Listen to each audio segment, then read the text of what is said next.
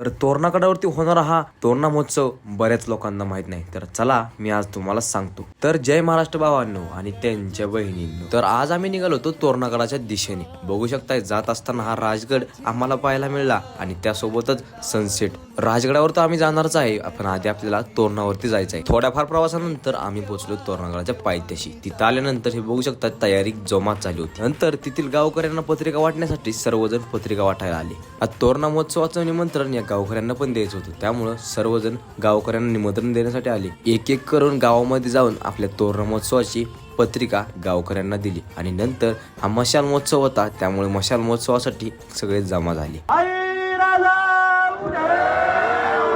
देवीची आरती करून मशाल पेटवल्या. त्यानंतर मंदिराला एक फेरी घेऊन तोफेची सलामी देऊन मशाल महोत्सवाला सुरुवात केली.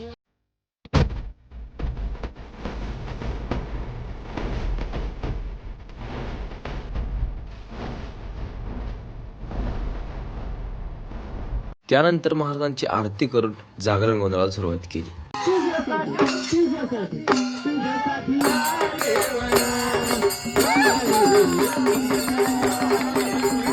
या लहान मुलांचा जल्लोष तुम्हाला सांगून देतोय की कार्यक्रम कसा आहे. आता टेंट लावण्यासाठी शिवम भाऊने आमचा टेंट कसा करून आणला होता तुम्हीच बघा. मग तरी पण आम्ही टेंट लावला, सकाळी राजगडाचं दर्शन घेतलं आणि हे सर्व सामान घेऊन आम्ही तोरणाच्या दिशेने निघालो. तोरणागडावरती जाऊन आम्हाला हे तोरण बांधायचं होतं, फुलांनी सजवलेलं तोरण.